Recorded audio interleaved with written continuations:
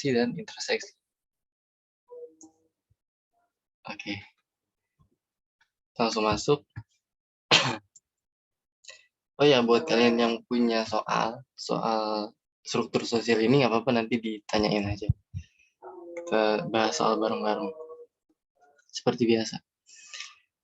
Nah, ini kita masuk ke pengertian dari struktur sosial dulu. Seperti biasa ya, sosiologi pasti ngambil pengertian dari para tokoh. Nah, ini ada Surjono Sukamto. Dia bilang kalau struktur sosial itu hubungan timbal balik antara posisi-posisi sosial serta peranan yang dimiliki oleh individu atau kelompok yang ada di dalam struktur tersebut. Nah, ini kalau kalian nggak perlu hafalin semuanya ya. Kalian ambil aja kata-kata kuncinya. Kalau aku tuh gitu, kalau belajar sosiologi tuh jangan dihafalin, tapi dipahamin konsepnya. Karena kalau hafalin semua pengertian dari para ahli, pusing juga banyak. Udah gitu bahasanya kurang dimengerti kadang. Nih, kalian lihat di kata-kata kuncinya yang warna merah, hubungan timbal balik, dan posisi-posisi sosial serta peranan. Nah, ini posisi sosial ini bisa kita ganti dengan struktur atau status sosial ya. Di posisi-posisi sosial kita ganti aja dengan status sosial.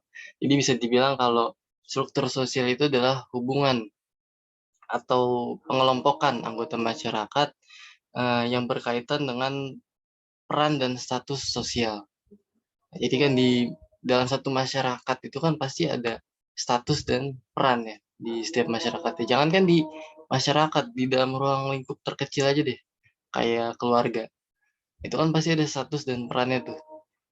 Status sebagai ayah misalnya. Perannya itu kan sebagai mencari nafkah misalnya. Kepala rumah tangga. Terus ibu, status ibu itu perannya sebagai pendidik anak misalnya kan. Yang biasa di masyarakat Indonesia kan seperti itu. Ya juga gitu juga ke anak. Di status anak perannya juga ada lagi. Itu di ruang lingkup keluarga, di masyarakat pun begitu. Ada yang punya status sebagai RT, itu kan perannya juga ada tuh di RT. Ada yang statusnya sebagai polisi, perannya menjaga keamanan, hakim, perannya itu menjaga keadilan, guru, dan lain sebagainya lah. Nah, hubungan antara tadi ya, hakim, terus tadi ada polisi, guru, terus ada RT. Nah, itu hubungannya itu disebut sebagai struktur sosial. Jadi menghubungin antara anggota masyarakat yang satu dengan yang lainnya berdasarkan status dan peran sosialnya. Sampai sini ngerti nggak?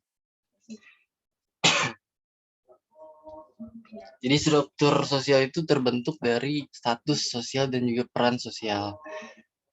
Gampangnya kalian kalau dengar struktur itu kan biasanya di struktur organisasi ya. Sebenarnya sama aja. Ini struktur sosial ini lebih luas aja cakupannya. Kalau di struktur organisasi itu kan ada ketua, wakil ketua, bendahara, sekretaris. Nah, itu sama aja kayak gitu. Ada status, ada peran. Ketua itu peran sebagai apa, wakil ketua itu peran sebagai apa. Nah, itu disebut sebagai struktur. Sampai sini ngerti untuk pengertian struktur sosial? Jadi kita singkat aja ya, daripada ikutin Surjono Sukamto. Ya boleh aja, tapi secara simpelnya agar gampang dimengerti yaitu hubungan antara anggota masyarakat yang berkaitan dengan atau didasarkan dengan status sosial dan juga peran sosial. Sampai sini ngerti nggak? Atau ada yang mau ditanyain? Masih bingung gitu? Apa tanya aja.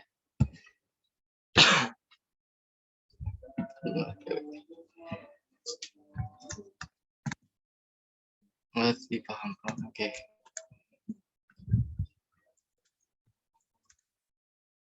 Nah, ini ada elemen pembentuknya. Tadi udah kita bahas ya, status sosial. Terus ada peran. Peran ini bisa dibilang tugasnya. Jadi statusnya misalnya ketua. Nah, tugasnya itu ya sebagai apa gitu di ketua. Lalu kelompok, elemen pembentuk, salah satunya adalah kelompok.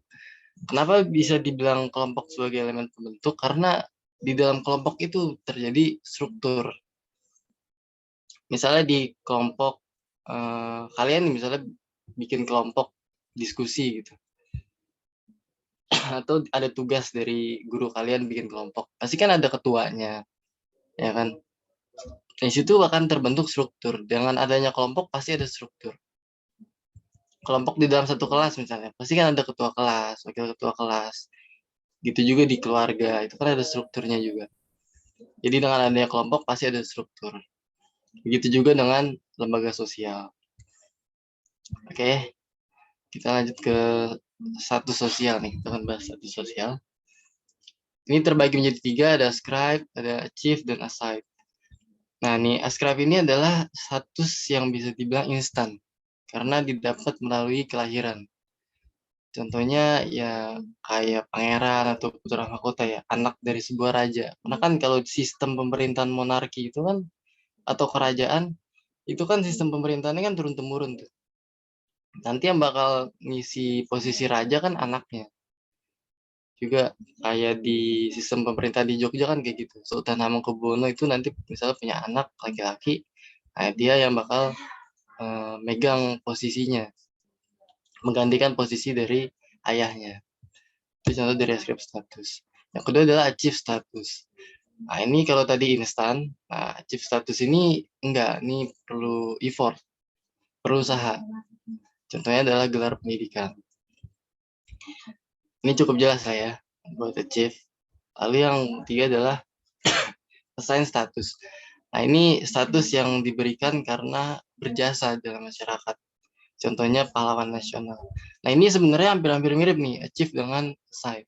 Karena bisa dibilang pernah ada yang bilang kalau ya kan pahlawan itu kan dia berusaha untuk melawan penjajah, bisa juga disebut sebagai achieve. Tapi yang membedakan sebenarnya achieve dan assign itu, kalau achieve itu lebih ke prestasi, sedangkan yang satunya ini lebih ke jasa. Nah, kalau achieve itu biasanya di soal-soal itu masuknya ke gelar pendidikan misalnya, terus kekayaan, ada juga jabatan misalnya dari tukang ojek misalnya. Nah, dia jadi setelah berusaha keras dia akhirnya jadi manajer di suatu perusahaan. Nah, itu masuk ke chief. Nah, sedangkan assign ini biasanya ya di soal-soal pasti berbau soal pahlawan nasional. Nah, itu pasti udah pasti. Udah pasti itu assign status bukan achieve status. Itu ya. Itu yang bedain antara keduanya. Sampai sini ada yang mau ditanyain? Cukup jelas lah ya. Kalau ini masih gampang, masih dasar.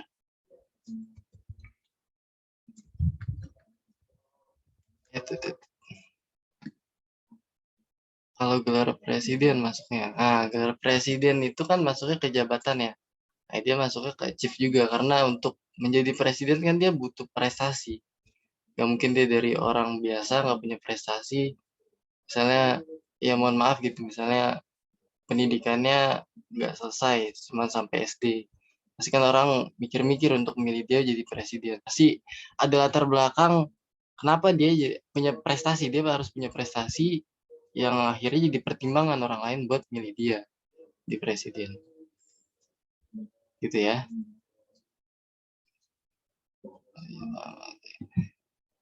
Oke, kita lanjut kalau gitu. Ini peran sosial. Ya tadi ini penjelasan panjangnya ya. Rangkaian norma dan perilaku yang dijalankan sesuai dengan status sosialnya. Ya aku sih bilangnya peran itu ya tugas. Tugas dari statusnya. Kalau dia statusnya sebagai seorang pelajar ya perannya belajar menuntut ilmu gitu. Tugasnya belajar. Mendapatkan sanksi jika tidak menjalankan perannya dengan baik dan mendapatkan privilege jika berperan dengan baik. Ini udah cukup jelas ya untuk peran. Bisa bedain antara peran dan status lah ya kayaknya. Kita lanjut.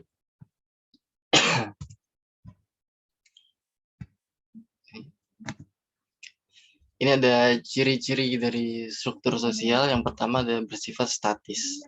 Nah, ini maksud dari bersifat statis ini artinya struktur sosial itu sebagai suatu realitas sosial yang cenderung sifatnya itu tetap.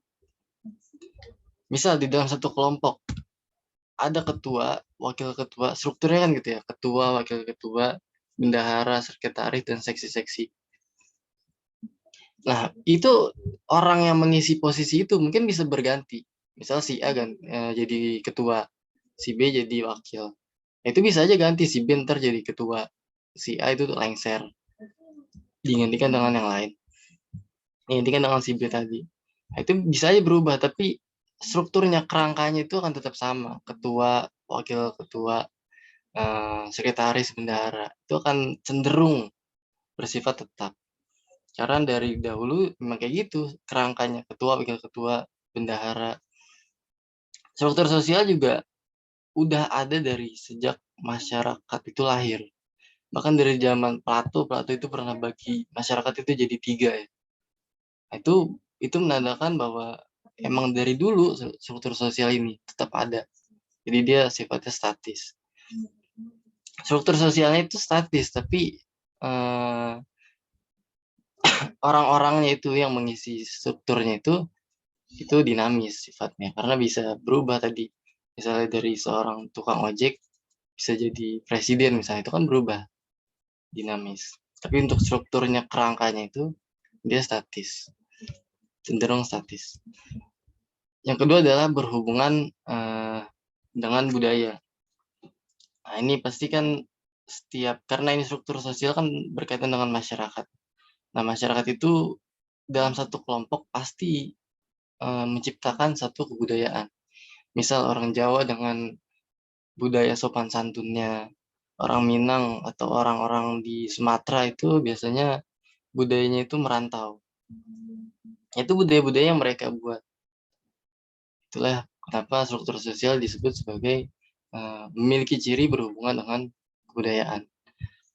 Karena setiap kelompok masyarakat pasti menghasilkan kebudayaan. Lalu yang ketiga adalah muncul dalam kelompok. Ini tadi jelas ya, di dalam satu kelompok pasti ada struktur sosial. Yang keempat adalah memiliki dimensi horizontal dan vertikal. Nanti ini kita akan bahas. Ada stratifikasi yang bersifat vertikal dan diferensiasi yang bersifat horizontal. Sampai sini ada yang mau ditanya? Kita pelan-pelan aja.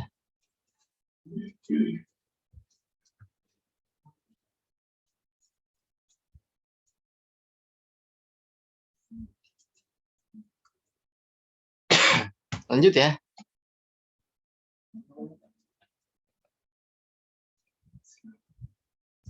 Lanjut gak nih?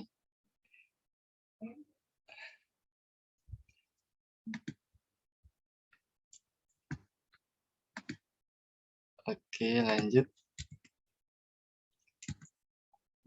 Nah, ini ada fungsi dari struktur sosial. Yang pertama adalah sebagai kontrol sosial. Kenapa disebut sebagai kontrol sosial? Nah, ini karena struktur sosial itu bisa jadi pengawas nilai dan norma. Nah, ini yang kemarin kita udah pelajarin nih. Dia bisa jadi pengawas dari adanya nilai dan norma. Kalau ada orang yang menyimpang dari nilai dan norma, itu bisa teratasi nih karena ada struktur sosial. Misal, dengan adanya polisi, orang itu yang maling itu kan melanggar nilai dan norma ya, itu bisa diatasi, bisa ditangkap. Jadi kriminalitas itu bisa dihentikan karena ada polisi. Atau misalnya guru di dalam satu ruangan lagi belajar, muridnya berisik. Nah, dengan ada guru dia kan bisa ngontrol kelasnya, bisa ditegur murid yang berisik. Dengan begitu kan jadi kelas itu bisa tetap tenang. Ini apa ya? Itu bentuk kontrol sosial, cukup jelas ya. Kalau masih kurang jelas bilang aja, nanti dijelasin ulang. Yang kedua adalah saling melengkapi. Nah, kan pada dasarnya manusia itu kan makhluk sosial ya. Jadi dia butuh orang lain untuk tetap hidup. Jadi untuk melaksanakan perannya, dia juga butuh orang lain. Misalnya, dokter. Dokter tanpa sopir ambulan, dia nggak bakal bisa bekerja dengan efektif, dengan maksimal. Karena dia nggak bisa jemput-jemputin pasiennya di rumahnya masing-masing kan. Dia harus stay di rumah sakit karena alat-alat ada di sana. Ya dia tugasnya di sana aja. Yang yang bertugas untuk jemput-jemput pasien adalah supir ambulan. Itu ya, karena manusia itu makhluk yang sosial, butuh orang lain untuk tetap hidup. Jadi setinggi apapun statusnya, dia pasti akan butuh orang lain. Kayak dokter dengan sopir ambulan atau dokter dengan tukang beca misalnya. Ya, dia juga bisa, tukang beca kan juga bisa antar pasien kan. Jadi semuanya itu saling membutuhkan satu sama lain, saling melengkapi. Sampai sini jelas untuk fungsi dari struktur sosial.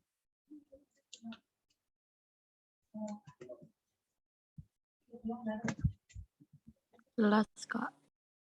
Oke, kita masuk ke bentuk dari struktur sosial tadi yang udah disinggung, yang bersifat vertikal, yaitu stratifikasi sosial. Nah, ini stratifikasi sosial itu bisa disebut sebagai penggolongan masyarakat ke kelompok-kelompok tertentu secara bertingkat. Jadi karena bertingkat, ada yang lebih tinggi, ada yang lebih rendah. Misalnya, gubernur dengan wali kota, kan lebih tinggi gubernur dibanding wali kota. Nah, dia masuk ke dalam stratifikasi sosial tuh. Atau misalnya masyarakat atau orang kaya dengan orang miskin. Itu kan lebih tinggi tuh tingkat lapisan sosialnya. Yang kaya lebih tinggi, yang miskin lebih rendah. Nah, kenapa ada stratifikasi sosial? Ini berkaitan sama nilai yang balik lagi yang kita kemarin udah pelajarin. Karena ada yang dihargai dalam masyarakat. Semakin bernilai suatu hal akan semakin dihargai. Misalnya tadi gubernur itu kan kekuasaannya lebih tinggi dibanding wali kota. Kekuasaan itu dihargai, bernilai, kekuasaan itu bernilai. Semakin tinggi kekuasaan, semakin bernilai. Ya kan, siapa sih yang nggak mau punya kekuasaan yang tinggi? Pasti semua orang mau. Nah, semakin tinggi, semakin dihargai. Itulah kenapa gubernur itu lebih dihargai, lebih tinggi lapisan sosialnya dibanding wali kota. Oke, jelas ya untuk konsep dari stratifikasi sosial ini. Nah, ini dari cara terbentuknya. Stratifikasi sosial ada dua, alamiah dan disengaja. Alamiah itu berkaitan sama tadi ascribe status yang instan karena diperoleh dari kelahiran, dari takdir. Lalu ada yang disengaja, ini pembagian kekuasaan dan wewenang dalam satu organisasi. Atau misalnya tadi lah, kalian pasti di dalam satu kelas nih, di sekolah pasti kan ada tuh ketua kelas, wakil ketua kelas, itu kan kalian buat sendiri itu dengan sengaja. Kalian tunjuk ketua kelasnya siapa, wakil ketua kelasnya siapa, terus sampai ke bawah. Itu kan kalian bentuk secara sengaja. Agar kelasnya itu lebih terstruktur, lebih bisa diatur lah, lebih sistematis. Oke, sampai sini ada yang ingin ditanyakan?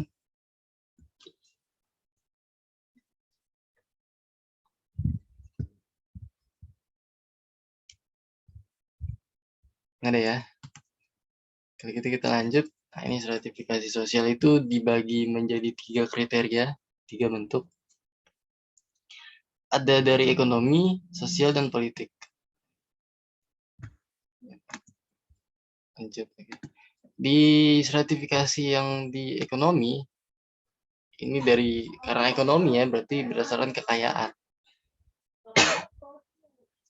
Kalian pasti pernah dengar di satu berita, misalnya ada kata-kata masyarakat dengan ekonomi menengah ke atas dan menengah ke bawah. Itu pasti kalian suka dengar tuh. Nah, itu masuk ke dalam stratifikasi tuh. Menengah atas itu maksudnya orang-orang bisa dikatakan sebagai orang kaya, menengah bawah itu bisa dikatakan sebagai masyarakat miskin. Dari masyarakat biasa sampai masyarakat miskin. Nah, itu contoh dari stratifikasi di ekonomi. Lalu ada dari sosial. Contohnya sistem kasta di agama Hindu. Kalau kalian masih ingat ya, di agama Hindu itu ada kasta, ada 5 ya? Koreksi ya kalau salah, aku juga suka lupa nih, udah lama. Yang pertama itu paling tinggi itu Brahmana, kedua itu Ksatria, ketiga itu Waisya, keempat Sudra, yang kelima itu Parya ya. Itu contoh dari stratifikasi di bidang sosial tuh, sistem kasta. Brahmana itu paling tinggi. Mau dia seperti apapun pendidikannya, walaupun dia udah berprestasi gitu ya, tapi kalau dia terlahir dengan latar belakang paria gitu, kasta paria, dia akan terus ada di bawah di sistem sosialnya. Lalu yang ketiga adalah politik. Nah, ini contohnya yang kayak tadi. Tadi ada presiden, terus ada wali, ada gubernur, turun lagi ke bawah ada wali kota dan bupati, turun lagi ke bawahnya ada camat, di bawahnya lagi ada lurah sama kepala desa, bawahnya lagi ada RW, bawahnya lagi ada RT. Nah, itu contoh dari sertifikasi di bidang politik. Oke, sampai sini ada yang mau ditanyain?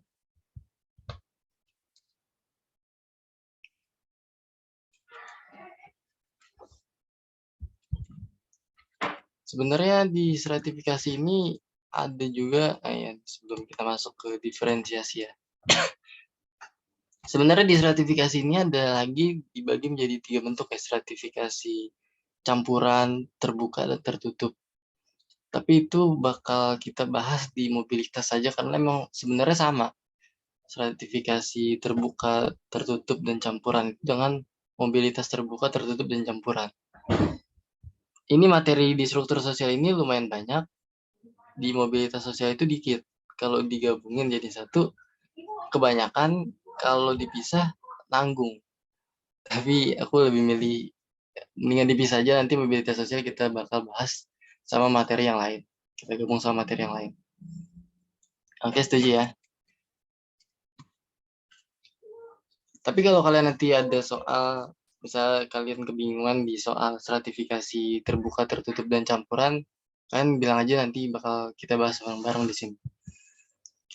Nah, ini ada yang kedua adalah diferensiasi sosial. Tadi kan bersifat vertikal ya, tegak lurus. Kalau ini sejajar, datar, diferensiasi sosial.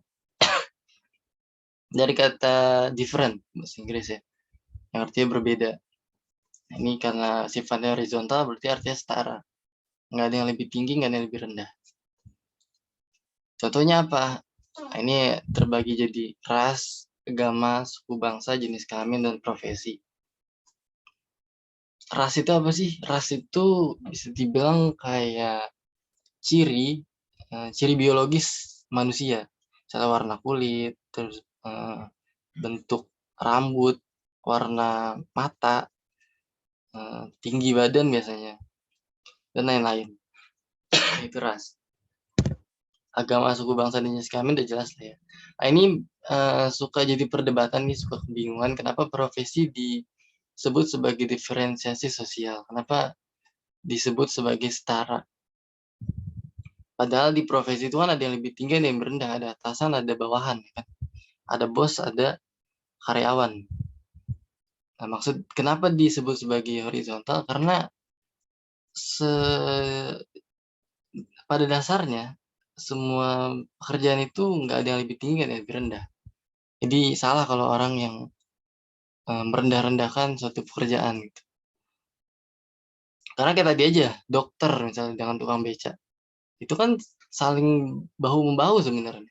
Tanpa ada tukang beca misalnya ada seorang ibu yang pengen melahirkan, dia pengen ke dokter kan nggak mungkin dia jalan sendiri, jadi dia naik beca, baru dia bisa ke rumah sakit, dirawat oleh dokter gitu ya.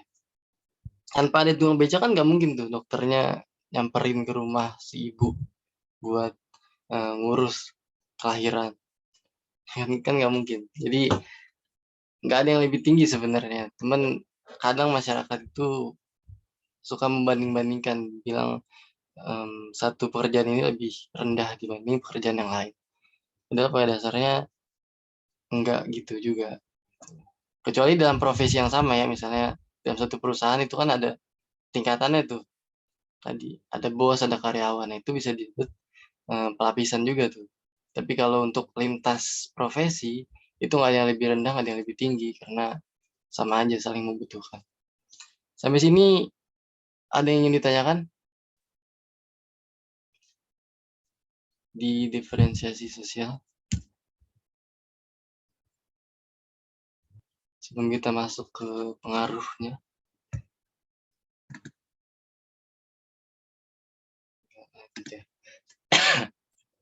Ini ada pengaruh dari diferensiasi.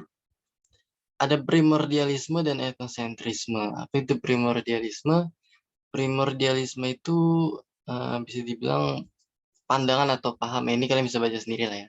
Ini pengertian kakunya menurut aku. Tapi menurut aku primordialisme itu sikap bangga terhadap apa yang ada, apa yang dia bawa sejak lahir. Kayak suku, bangsa, ras, dan agama itu kan dibawa sejak lahir. Kita nggak bisa milih. Kecuali agama mungkin ya pada awalnya kan kita nggak bisa milih tuh agama. Kita turunan agama. Suku, bangsa, dan ras juga begitu. Kita nggak bisa milih. Nah, bangga terhadap suku, bangsa, ras, dan agama itu bisa dibilang sebagai primordialisme. Nah, apa itu etnosentrisme? Etnosentrisme itu primordialisme yang kelewatan, dibangganya yang kelewatan. Jadi karena dia bangga yang kelewatan, dia suka banding-bandingin dengan budaya yang dia punya dengan budaya orang lain. Nah, karena dia banding-bandingin ya, dia pakai ukuran-ukuran yang berlaku menurut dia. Misalnya gini, si A ini orang Jawa, misalnya ini ya, misal. Dan si B itu orang Batak misalnya. Nah, si A ini banding-bandingin dia dengan si B. Dia bandingin si B itu orangnya kasar. Ya dia bilang kayak gitu karena di budaya Jawa itu kan lemah lembut dalam berbicara. Bisa gitu budaya orang Jawa kan gitu, lemah lembut. Nah, kalau di Batak itu berbicara keras itu udah biasa. Bukan artinya kasar karena memang seperti itu budayanya. Itu contoh dari etnosentrisme, dia banding-bandingin tapi pakai ukuran-ukuran yang berlaku di budayanya di masyarakat. Nah, ini etnosentrisme bisa dibilang sebagai sikap yang negatif karena kalau semua orang di Indonesia jadi semua orang itu punya sikap ini banding-bandingin dengan budaya lain ya, yang ada disintegrasi gitu, perpecahan di masyarakat, konflik antar suku. Oke. Tapi apakah primordialisme ini juga bisa dibilang positif? Enggak juga. Karena primordialisme itu kan rasa bangga ya. Rasa bangga yang berlebihan itu kan bisa menimbulkan etnosentris, bisa juga ada namanya chauvisme. Atau ada juga nanti jadi karena dia saking bangganya dia juga dalam berteman dia juga milih-milih gitu. Cuman mau sama teman dari latar belakang yang sama, dari suku yang sama, bangsa yang sama, agama yang sama gitu. Jadi dia semakin terkelompok tuh. Saya dari si A mainnya cuma sama yang dari suku sama dia. Itu jadi nggak berbaur dengan suku lain. Itu kan jadi semakin terkelompok-kelompok tuh masyarakat. Padahal kan seharusnya bisa saling membaur satu sama lain. Oke. Sudah jelas ya soal pengaruh diferensiasi, primordialisme, dan etnosentrisme.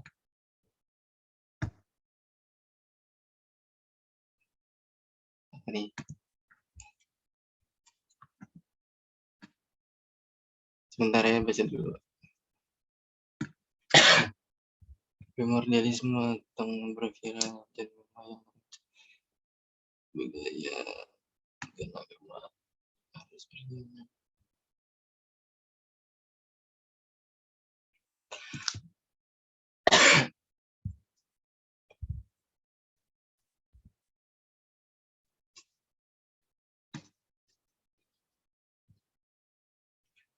Harus berbeda. Oke.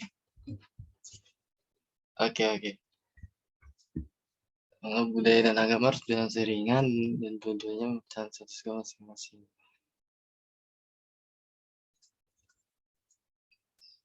Oke. Ini aku nggak begitu ngikutin ya kasusnya. Aku juga baru tahu nih. Mungkin nanti bisa dijelasin ya. Tapi aku mau kasih pendapat dulu soal primordialisme ini. Yang aku tangkap ya dari ini, kenapa nggak dia mengharamkan wayang? Karena kan wayang itu, ini koreksi ya kalau salah.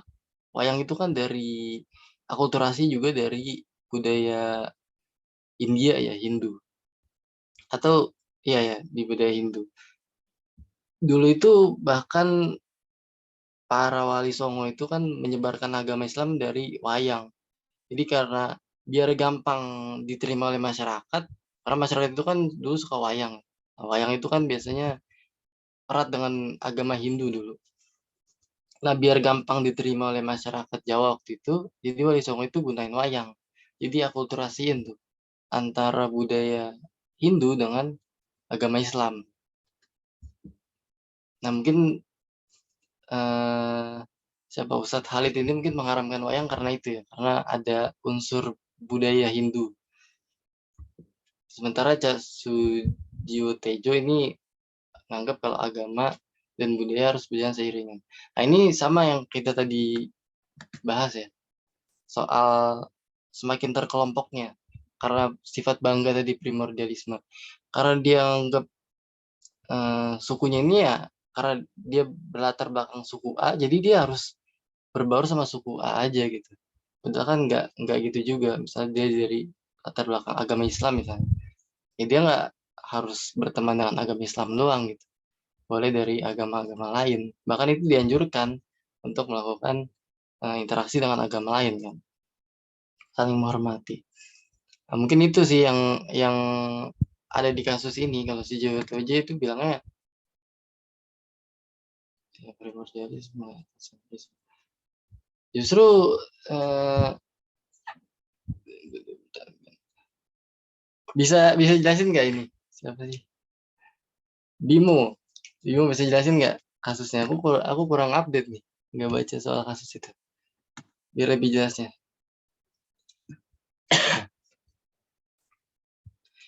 Yang jelas Ustadz Khalid itu mengharamkan wayang. Aku nggak tahu ya ini latar belakang karena apa. Tapi kalau mengharamkan wayang karena latar belakang budaya Hindu tadi, ya itu bisa dibilang sebagai primordialisme juga. Dia terlalu bangga dengan agama Islam gitu ya.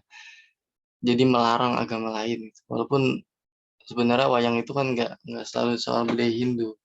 Bahkan Wali Songo aja menggunakan itu sebagai penyebaran agama Islam.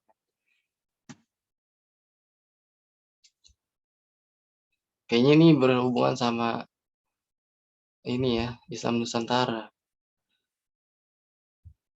Budaya dan agama harus berjalan seiringan.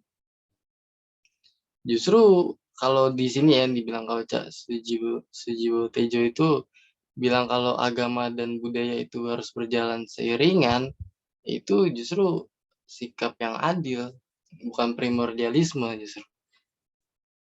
Karena dia nggak melarang yang di luar agama gitu. Kan agama dan budaya misalnya ada budaya yang bertolak belakang dengan agama gitu. Nah, agama dan budaya itu nggak bisa tuh nggak berjalan seiringan, harus berjalan seiringan. Karena kan keduanya itu saling berhubungan, saling uh, berpengaruh satu sama lain kan. Bukan budaya Islam, bukan budaya Islam dan dilarang. Gimana nih? Atau mungkin nanti kita bahas di grup aja kali ya, karena nggak ini nih on mic. Kalau on mic kan cepet kita. Next aja. Ya nanti aku pelajarin dulu ya itu ya kasusnya. Baru bisa aku kasih tanggapan yang jelas. Karena aku nggak begitu ngerti. Oke, kita lanjut. Bagus kalau soal tadi kita analisis satu kasus. Aku suka, cuman sorry banget aku nggak ngikutin tadi. Lalu ini ya kita masuk ke interseksi. Interseksi itu bisa dibilang sebagai pertemuan anggota kelompok sosial dari latar belakang yang berbeda. Misalnya nih, ini contohnya. Di dalam satu desa Sukamaju nih, ada ibu-ibu yang diriin arisan. Nah, ibu-ibu di desa Sukamaju itu latar belakangnya suku Jawa dan suku Sunda. Nah, karena adanya arisan nih dia jadi dipertemukan, ya kan? Atau nih yang lebih jelasnya di kanan. Ini sebenarnya kita pelajarin juga di MTK ya, namanya irisan ya. Yang lambangnya U, bukan U ya, lambangnya N. U terbalik, U terbalik. Ada suku Minang dan suku Jawa. Dua latar belakangnya berbeda. Tapi disatukan sama satu latar belakang yang sama, yaitu agama Islam. Ngerti ya? Misal si A dari suku Minang, si B dari suku Jawa, itu kan dua hal yang berbeda ya. Latar belakangnya beda tuh dari suku. Tapi dia bisa dipertemukan atau bisa jadi satu kelompok karena punya satu agama yang sama. Misalnya si A masuk organisasi atau kelompok pemuda Minang. Nah, si B ini masuk kelompok pemuda Jawa. Nah, terus si A dan si B ini keduanya masuk organisasi pemuda Islam gitu ya. Atau remaja masjid misalnya. Nah, itu kan dia jadi dipertemukan tuh karena punya latar belakang agama yang sama. Oke, sampai sini paham ya? Paham, Kak. Oke, aku nggak mau terlalu banyak jelasin karena sebenarnya di UTBK itu lebih ke HOTS dibanding textbook. Jadi nggak, kita harus paham konsepnya aja, jangan terlalu dihafal. Karena nanti yang ditanya itu nggak textbook tapi lebih ke nalar kali ya. Oke, ini kita udah selesai. Aku bakal kasih kuis satu kuis. Kalian itu lebih setuju kuisnya itu di Quizizz atau di Google Form? Bilang ya di komentar biar aku bisa. Aku udah buat di dua-duanya.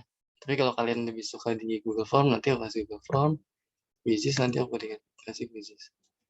Quizizz seru. Takutnya Quizizz terlalu berat gitu.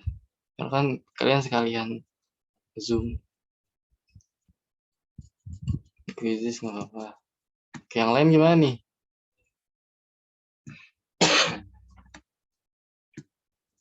Gimana nggak apa-apa Kak, bebas. Oke, jadi Quizizz aja ya. Emang Quizizz lebih seru sih, cuman emang lebih berat buat jaringan. Oke, aku stop share screen dulu. Aku bakal kasih kodenya di sini ya di kolom chat. Bentar.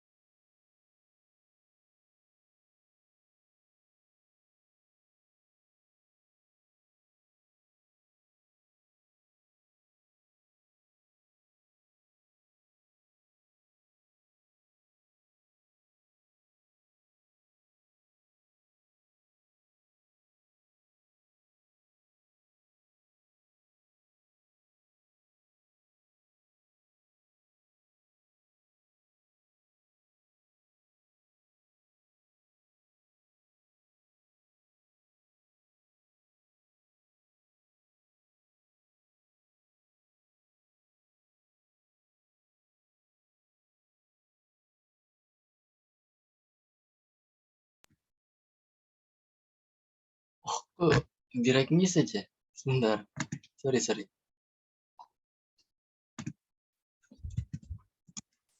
Itu ya kodenya. Jepun nggak bisa dapet peringkat, nggak seru, nggak deg-degan. Waduh, suka yang menantang. Itu ya kan bisa akses. Ini berapa orang ya? 40-an. Oke, aku tunggu sampai 40-an nih.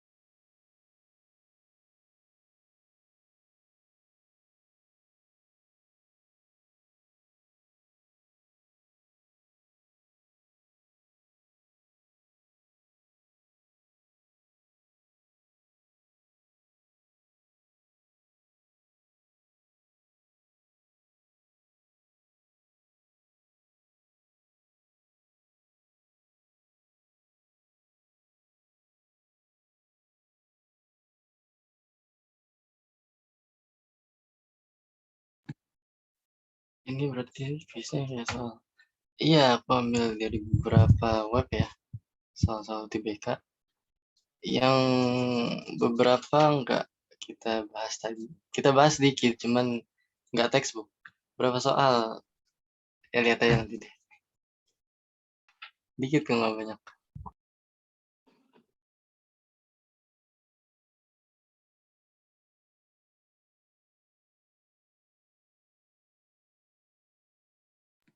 Oke, kita mulai nih ya. Udah hampir setengahnya nih. Kita langsung mulai aja, biar nggak makan waktu.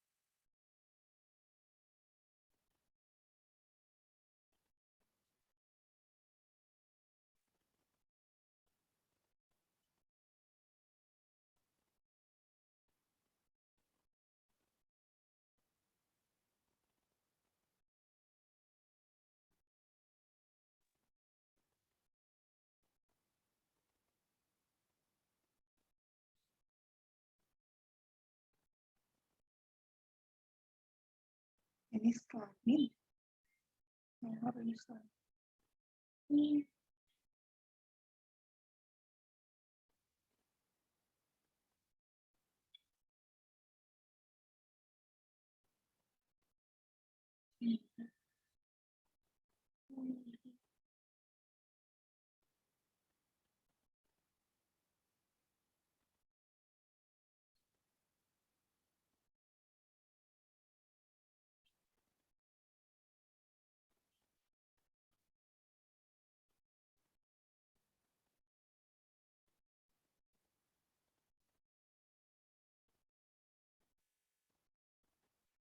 Ya, sekarang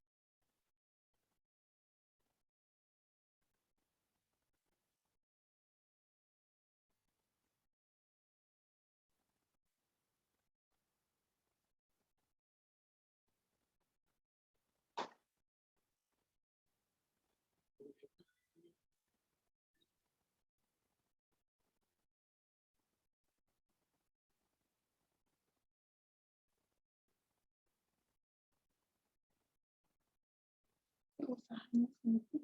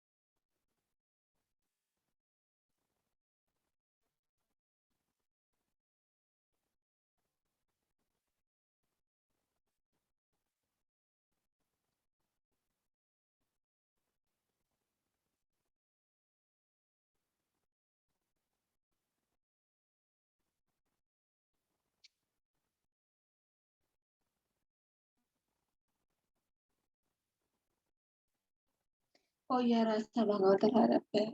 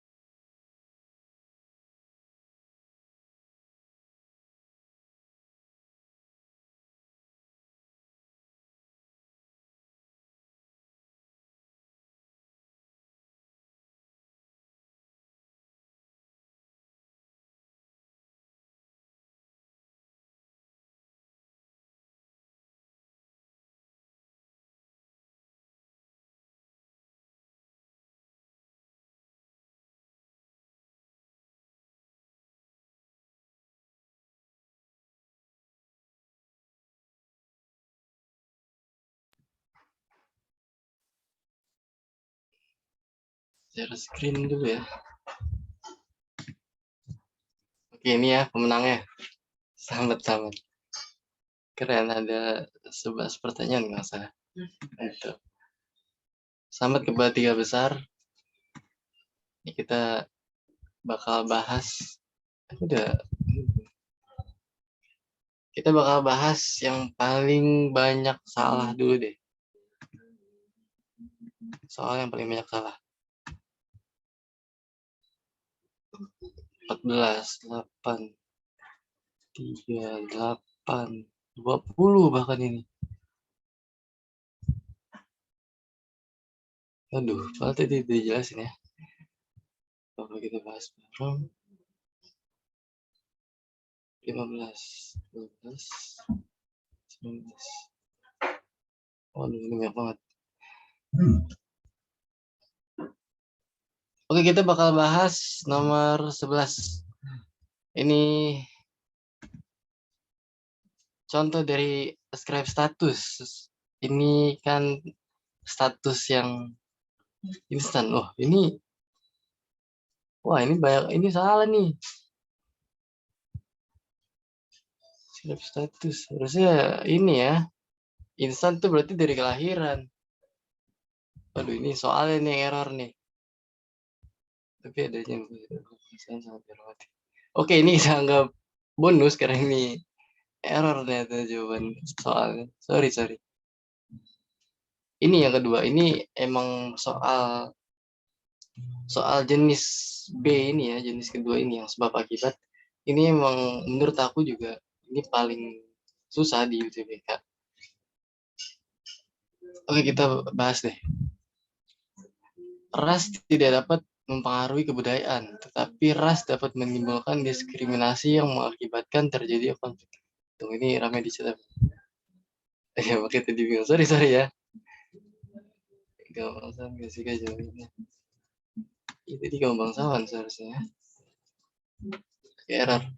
Nanti dulu kita bahasin dulu. Ras tidak dapat mempengaruhi kebudayaan, tetapi ras dapat menimbulkan diskriminasi yang mengakibatkan terjadinya konflik. Setuju ya? Karena banyak yang konflik atas dasar ras.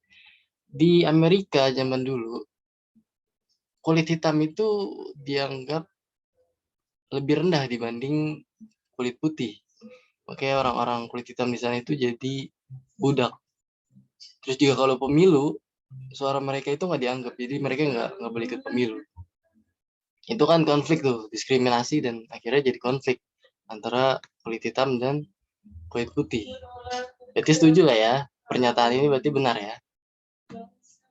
Sebabnya, pengertian ras yang sesungguhnya adalah pengertian biologis dan bukan sosial kultural. Tadi aku udah bilang kalau ras itu sebenarnya ciri biologis ya dari manusia.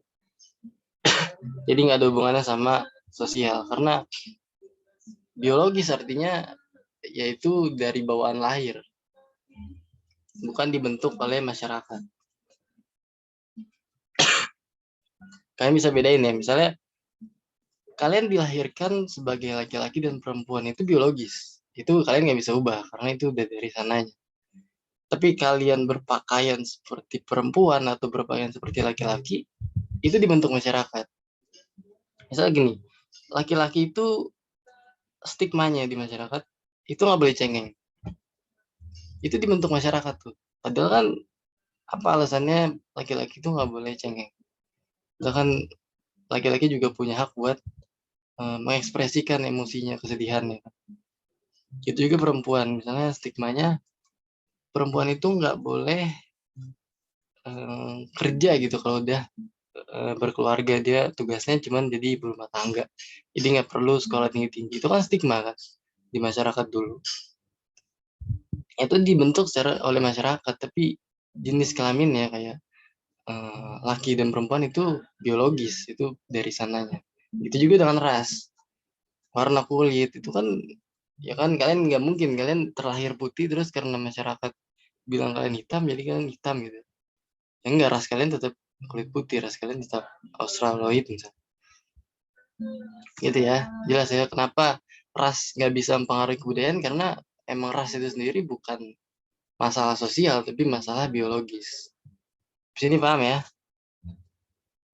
Nggak ada hubungannya dengan kebudayaan. Tapi ras bisa, iya, ras tidak dapat pengaruh kebudayaan ya. Tapi sini paham? Tinggal aku sticknya apa ini? Paham, Kak. Kayak di Amerika. Ya, Black Lives Matter itu salah satu contoh perjuangan ya, untuk perjuangan masyarakat kulit hitam di sana.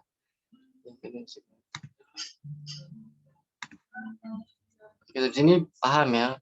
Terus kenapa ini kan menunjukkan sebab akibat, karena pengertian ras yang sesungguhnya nih di alasannya ini kan ngasih penjelasan kenapa nggak bisa mempengaruhi kebudayaan, karena ini masalah biologis bukan sosiokultural. Dan ini pengertian ras ya benar pengertian biologis tadi yang udah kakak jelasin.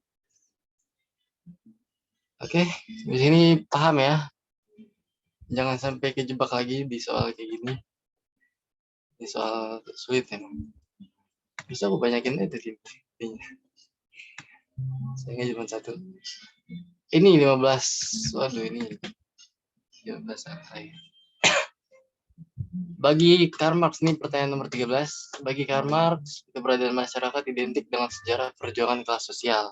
Struktur masyarakat yang terbentuk dilandaskan pada, kalau kita bicara dengan soal Karl Marx, berarti kita harus balik ke revolusi industri. Nah, ini kalian di sejarah ada, di sosiologi juga ada, nanti di perubahan sosial. Kalian udah belajar belum ya perubahan sosial? Itu pokoknya ada di perubahan sosial. Perubahan sosial itu kelas 12 semester 1 kalau nggak salah. Ya. Jadi di saat revolusi industri meledak di Eropa, nah itu terjadi ketimpangan sosial tuh di bidang ekonomi. Jadi masyarakat yang punya alat produksi, punya mesin uap ya, waktu itu kan awal munculnya revolusi industri itu kan diciptakannya mesin uap. Nah, dengan adanya mesin uap itu bisa memproduksi segala sesuatu dengan lebih cepat. Nah, orang yang punya mesin uap tadi itu kan orang-orang kaya kan yang bisa beli. Nah, orang-orang kaya tadi beli mesin uap dan akhirnya dia bikin suatu perusahaan gitu ya, bikin suatu pabrik. Nah, karena dia punya mesin uap tadi, dia jadi lebih kaya karena mesin uap itu lebih cepat kerjanya, produksi lebih banyak. Karena produksi lebih banyak berarti keuntungannya kan harusnya lebih banyak. Nah, buat orang-orang yang nggak mampu beli mesin uap, nah dia mau nggak mau dia jadi buruh di perusahaan yang tadi, orang yang punya mesin uap. Yang tadi tuh orang yang punya mesin uap akhirnya semakin kaya, dengan buruh itu semakin miskin. Jadi pasti kalian juga kalau kalian dengar Karl Marx terus revolusi industri, pasti kalian tahu masyarakat pasca revolusi industri itu dibagi jadi dua kelas kan, bagi Karl Marx. Kalian tahu nggak? Yang proletar dan borjuis. Nah, borjuis itu adalah yang punya alat produksi, proletar yang nggak punya alat produksi. Oke. Berarti kalau tentang Karl Marx boleh juga alat produksi. Ya, produksi dan ekonomi. Karena itu fokus Marx sebenarnya. Dia fokus ke sistem ekonomi sebenarnya. Tapi karena sistem ekonomi itu berpengaruh terhadap kehidupan sosial, contohnya ini ya, kelas, jadi ada kelas-kelas sosial, intinya dia kita pelajari di sosiologi. Yang ini susah Kak, nggak tahu. Oke, ini susah nanti. Ini sebenarnya gampang ya. Kalau udah belajar perubahan sosial mungkin kalian bakal kenal Karl Marx siapa, terus borjuis itu apa, proletar itu apa. Masih tadi borjuis itu orang-orang yang punya alat produksi. Tadi alat produksi itu mesin uap lah ya, gitu bilang mesin uap, dan proletar itu buruhnya yang nggak punya mesin uap. Nah itu struktur masyarakat tadi, kelas sosial tadi yang borjuis dan proletar itu kan dilandasi sama kepemilikan alat produksi, kepemilikan alat uap, mesin uap. Jangan ekonomi berarti tidak relevan, nggak relevan karena ini kita bilang perjuangan kelas ya, perjuangan kelas sosial. Nanti kita harus bahas tentang kelas borjuis dan proletar. Jadi kurang tepat kalau bisa dibilang jenjang ekonomi. Lebih tepat disebut kepemilikan alat produksi. Karena ini kita bahas tentang bukan soal ketimpangan sosialnya, tapi tentang kelas proletar dan borjuis. Oke. Mau next atau perlu penjelasan lebih? Karena ini kayaknya susah. Akurasi 50%. Next. Oke, kita next ya. Next. Okay.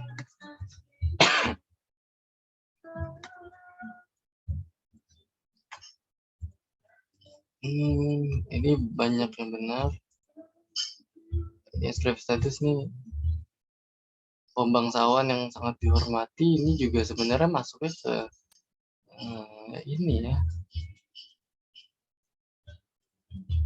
asai, karena masuk ke jasa biasanya kalau dihormati masyarakat. Ini soal error ini kita nggak usah bahas, sorry. Tadi nomor 1 kayaknya banyak salah. Ini dulu deh, ini lumayan banyak salahnya. Pengaruh industrialisasi, pertanyaan nomor 6. Pengaruh industrialisasi mengakibatkan terbentuknya stratifikasi masyarakat yang disebut kelas sosial, yaitu pengelolaan masyarakat berdasarkan kriteria yang tadi udah kita bahas nih. Ini kalau industrialisasi masuknya ke revolusi industri, bahas lagi Karl Marx. Nanti yang tadi udah jelasin kalau pasca revolusi industri, nah itu jenjang ekonomi yang paling berpengaruh. Nah, jadi semakin tajam tuh. Kalau sebelum revolusi industri itu ekonominya itu nggak terlalu timpang, tapi setelah revolusi industri justru timpang banget, yang kaya makin kaya, yang miskin makin miskin. Ya, jawaban yang benar adalah ekonomi ya. Ini udah kita bahas tadi.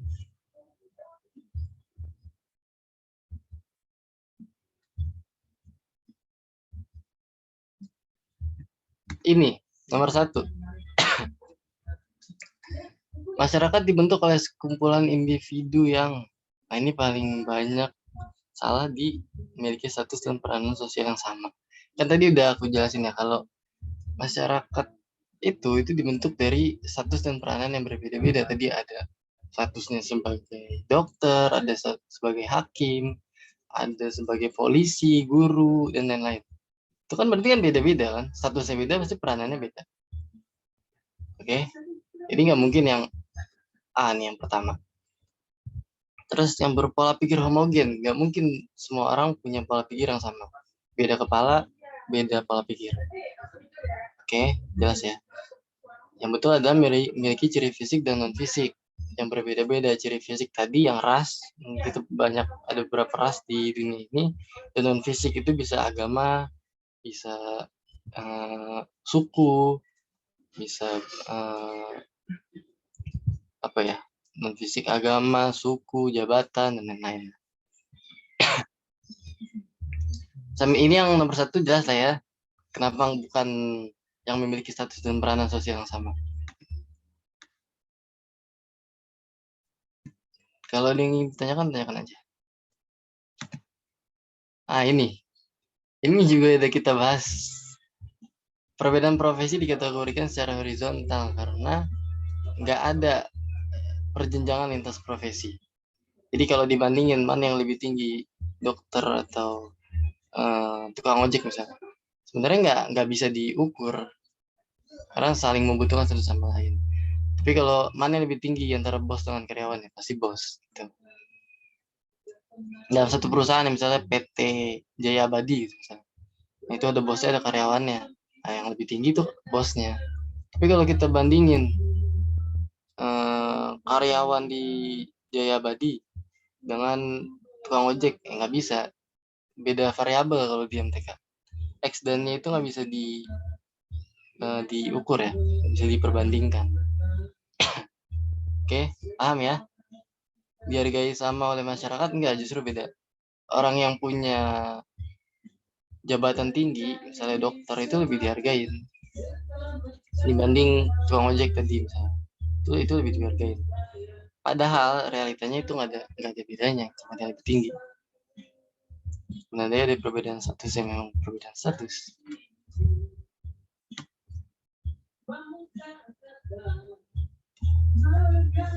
Apalagi nih yang banyak salah. Ini dia primordial.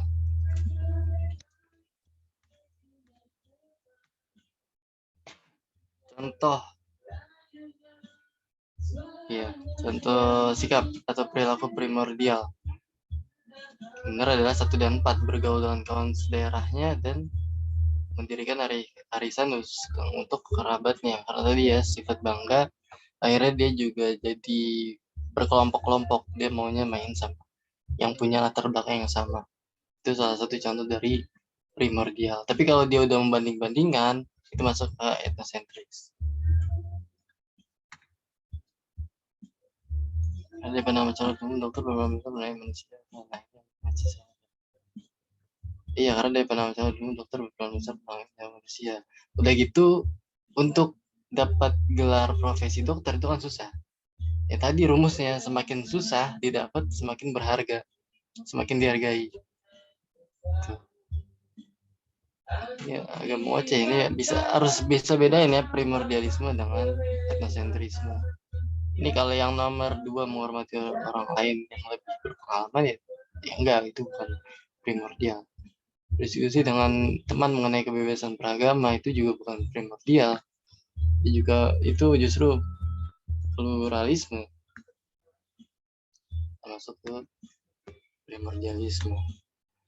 Oke, karena sudah di jam segini, ada yang ingin ditanyakan nggak? Atau kalian punya satu soal yang kalian tuh susah gitu, nggak bisa jawab, masih bingung? Ini ada satu lagi. Masyarakat majemuk, etnosentrisme kelompok sangat kuat kepada etik yang memberikan dampak timbulnya Chauvisme. Chauvisme itu paham yang bersifat terlalu bangga. Chauvisme itu nama orang sebenarnya, namanya Nicolas Chauvis. Itu dia seorang prajurit Bonaparte. Dia itu saking cintanya, saking setianya sama Bonaparte, dia sampai perang walaupun dia luka-luka, dia tetap perang demi Bonaparte. Makanya disebut sebagai Chauvisme, orang yang bangga terhadap sesuatu. Bangga itu berlebihan. Ini contoh dari etnosentrisme yang terlalu kuat. Akhirnya dampaknya yang tadi, Chauvisme. Karena dia terlalu bangga terhadap budayanya, jadi dia rela melakukan apapun demi budayanya walaupun berakibat buruk bagi dia dan orang lain. Itu dari Chauvisme. Atau kalau kalian belajar sejarah di Perang Dunia Kedua itu kan ada tuh Hitler dengan bangsa Aryanya, nah itu Chauvisme. Dia menganggap bangsa Arya itu lebih tinggi daripada bangsa-bangsa lain gitu ya, ras lain. Akhirnya menjajah negara lain. Itu contoh dari Chauvisme juga.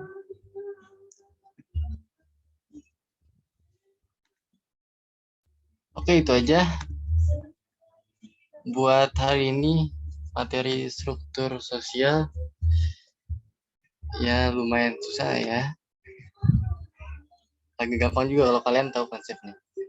Kalau ada yang ingin ditanyakan mumpung ada waktu, berapa menit lagi sebelum aku tutup, kalau ada waktu, kalau ada pertanyaan atau misalnya ada soal yang kalian belum terjawab soal struktur sosial, bisa share di sini aja. Di grup juga kok sekarang sepi sih. Biasanya di awal-awal rame kalian nanya. Gak apa-apa, tanya aja. Grupnya ramein aja. Nggak ada pertanyaan? Kalau nggak ada, aku tutup. Dan soal yang tadi ya, yang tadi saya Bimo ya. Bimo tadi bagus banget. Nanya soal kasus Sujiwo Tejo, soal wayang ya. Itu aku butuh waktu buat baca dulu ya. Jadi bakal kita bahas di grup ya. Nanti aku bakal kasih pendapat aku di grup. Kalian bisa berkomentar juga nanti di sana. Sama-sama belajar. Oke, kalau nggak ada yang ditanyakan,